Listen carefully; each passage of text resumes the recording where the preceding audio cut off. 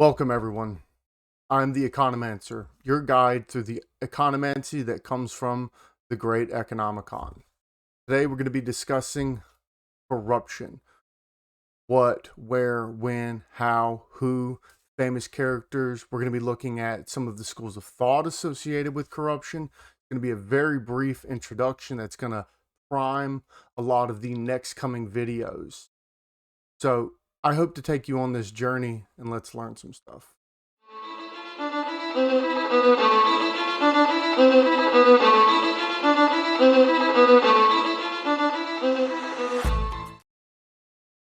So let's start off with the who. Who are some famous, scholars, quote unquote, that deal with corruption? The first most notable, because we can automatically say that throughout human history, corruption's been an obvious issue, right? I think we can all agree that everyone thinks that corruption, for the most part, is bad. Well, the first time that we get a lot of deep writing into this subject is Aristotle. The next, probably my favorite, is Machiavelli. If you've ever read The Prince, it's a beautiful work in corruption, what it is, how it is, whether it's useful, whether you can use it, how it plays, its arguments against republicanism, and its arguments for monarchy and centrality of control, right? Um, but the most influential modern scholar, especially from economic standpoint, is Susan Rose Ackerman. She has basically built the entire model of the economic treatment of corruption. Now, there was some prior to her. There was Gunnar Myrdal and Brooks who looked into it, but she kind of gave it that rational actor take that comes from like the Chicago school. So now that we've kind of discussed the who, let's go into the what. So, what is corruption? Let's start off with Aristotle. So, he had called corruption a deviation of moral and political order from some like purity threshold. So, once you go past this, you're in the realm of corruption. Machiavelli, he treats corruption as a feedback mechanism, right? So, if you have ordinary citizens that turn to elites for security and advancement rather than their own internal public institutions, you're going to have this problem of corruption.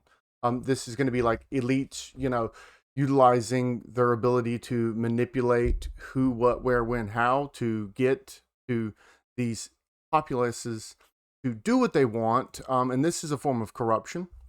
Um, so it's really talking about that reliance on the power structures of others rather than the internal power structure that you may be a part of. And this also is like the idea of your social setting and stuff like that. Going back to that social action theory that we've talked about. A lot of that's going to be lacking in the case that you're going to be relying on the elites. So, what does it look like in the modern context? Well, the most base definition for it is simply that the abuse of entrusted power for private gain.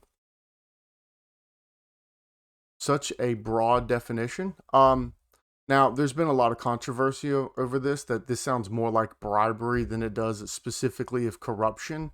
Over time, the ambiguity of the definition from like Gunnar Myrdal to Susan Rose Ackerman to this is from the Transparency International.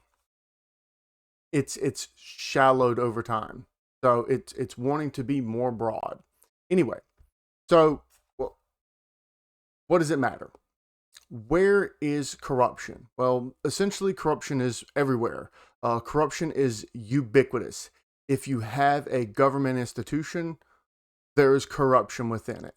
Um, and that's just the nature of humanity, I guess you could say. And this causes a lot of problems when it comes to the study of it, but it also causes a lot of problems when trying to build a theoretical model, because if almost every action can be perceived as corrupt, then how do you build a model that parses out different types of corruption, right? Whether it's petty or it's coming from a centrally planned government versus a Republican government. How do you define these differences, right? And we'll get into that. Um, so essentially, this can happen at, the national level, a global level. It can happen at your state level. It can happen at your local level. It can happen within the bureaucracies that you're utilizing in your social system itself, right? So even if you want to apply it to your society or your social circle, there's some corruption that happens, right? So especially from the Machiavellian point of view, if you're going to, try to get someone on your side in an argument about a friend and stuff like that, and y'all are doing a little bit of backstabbing, that's in and of itself a, a mode of corruption. So again, it goes into the difficulty when we look at how to deal with corruption. All right, so let's also think about this another way. A lot of people think that corruption's like this shadowy figure in the background, but corruption does happen in the shadows. We can all agree with that. These backdoor deals, insider trading, stuff like that. All of that is corruption. But corruption sometimes in your face. I mean, the most obvious example is the Jeffrey Epstein. Take that for what you want, take it for what you will. Think about it. So, in the coming episodes, I would like to lead into like the consequences of corruption and how that interacts with society. But with this, we're just going to jump into the different schools of thought. So the first one and the most obvious one is the economic theory of corruption. Now, this essentially works as diagnosing corruption as a function or a form of rent seeking, and it's another way to allocate resources within an economy. So it is a part of the economy. We have like shadow banks, the shadow economy. All of that is a part of the economy. It just may not be a part of the formal. So you'll have the informal sector and then the formal sector. You'll have informal entrepreneurs and formal entrepreneurs. Each of them function differently, even though many of the incentive structures are actually very similar between the two. And it's one of the reasons why economic theory of corruption is utilized so often, is because it can build a lot of these cross treatments very easily. So there are numerous schools of thought within the economic theory, right? So you've got kind of the Chicagoan school, and Susan Rose Ackerman. You've got like the anti-corruption scholars of Dr. Bonnie J. Palifka. There's numerous groups out there that are associated with anti-corruption studies, that all take it from this very specific economic principles base, this rational actor. And then a lot of that work comes from Stigler himself and his work on regulation.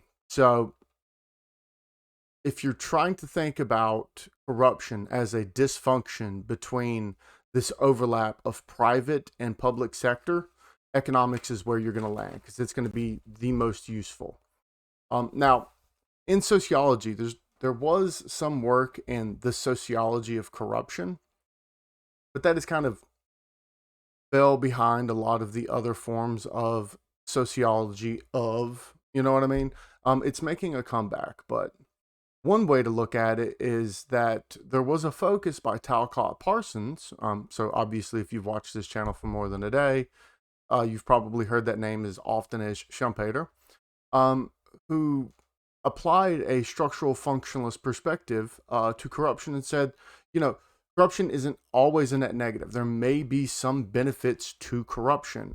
If there's an inefficiency in the allocation of resources, corruption may be there to fix that.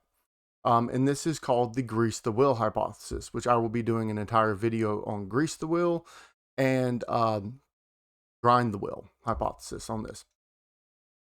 Or grind the wheel or sand the wheel, depending on who you read. I prefer grind the wheel because it works better when you're opposing them. Whatever. That's me.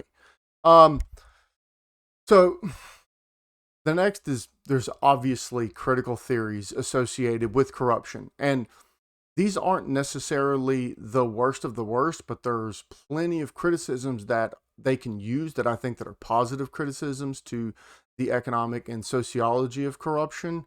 But some of them, in my opinion, take more than what they're worth. All right, so let's look at what those involve, right? So, one of the biggest schools of thought in critical theories that are associated with corruption is post-colonialism. And this involves looking at like the Western discourses and how they define corruption, right? So, if you're having this discourse about corruption on a global scale and you're defining it by Western culture, norms, and values, further, this discourse upholds the cultural or material hegemon of the global north or the west, whatever you want to call it. And that they use this discourse and these functions of social values and norms to uphold this neoliberal agenda. Um, Now, if you take it from the Leninist, the Marxist-Leninist perspective, anti-corruption or corruption in general is really a tool for the imperial global north or west or whatever you want to call it to impose their cultural practices. And this allows for this further exploitation of the global proletariat. Um, And then the last one to look at is really an offshoot of economics and psychology. And no, I'm not talking about behavioral economics. I'm talking about organizational theories or organizational studies.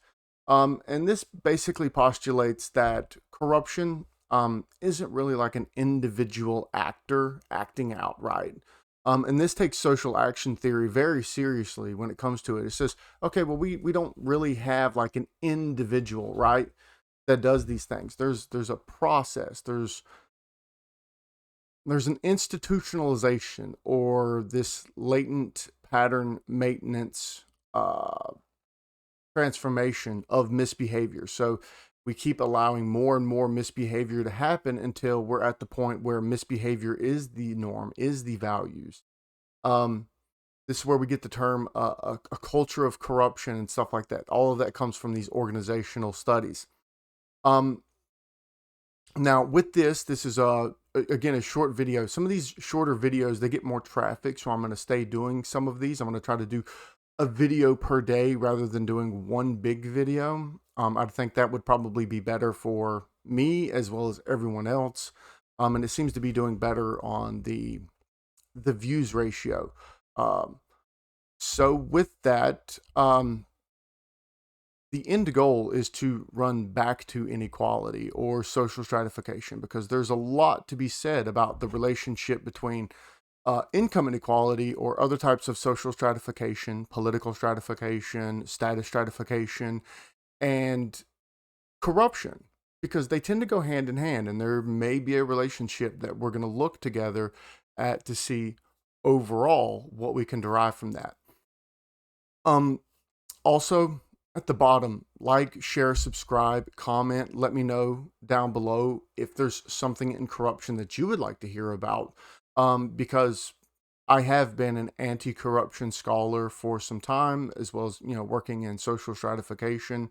A lot of my work has been on this intersection between corruption and social stratification, and so this is really my strong suit. I've been delving into a lot of the work on sociology, economic sociology, as well as some of my stuff in, local regional development and, just some basic ideas in economics and taxation, public finance, and public economics. But my real focus, my area is in corruption and social stratification and that intersection. So I think this is something that I'm going to enjoy and that I hope that you enjoy. So please let me know how you feel about it.